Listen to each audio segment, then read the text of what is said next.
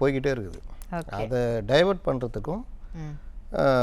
இந்த மாதிரி விஷயங்களில் ஒரு பரபரப்பை உண்டு பண்ணுறதுக்கும் இன்றைக்கி அறிவிச்சிருக்காரு. சரி. ரைட்டு.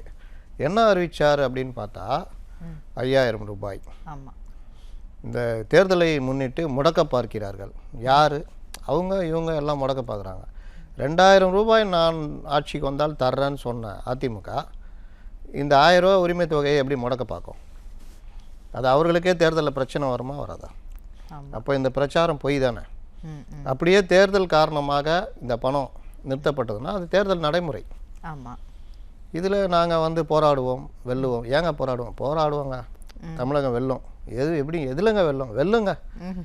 இப்படி இந்த மாதிரி வார்த்தைகளில் இன்றைக்கும் அதே மாதிரி சொல்லியிருக்காரு. நீங்கள் 5000 ரூபா கொடுக்குறது மேட்ரு இல்லை, ம். ஆனால் அதுக்குள்ளே இந்த மாதிரி விஷயங்கள்லாம் வச்சு சொல்கிறீங்களே, அங்கே தான் விஷயம் இருக்குது. இன்னொன்று இவர் என்ன சொல்கிறாரு, பிப்ரவரி இந்த மாதம், மார்ச் ஏப்ரல் ம்.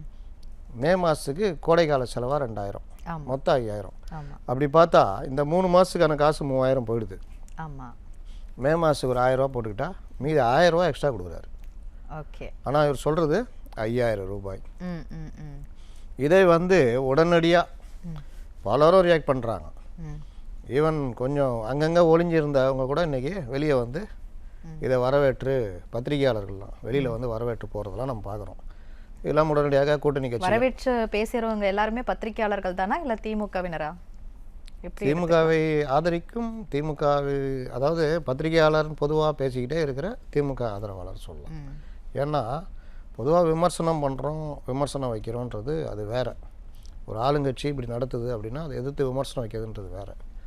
ஆனால் ஆளுங்கட்சி ஒரு விஷயம் போடுதுன்னா அதை ரொம்ப நுணுக்கமாக பார்க்க வேண்டியது பத்திரிகையாளர்கள் பணி.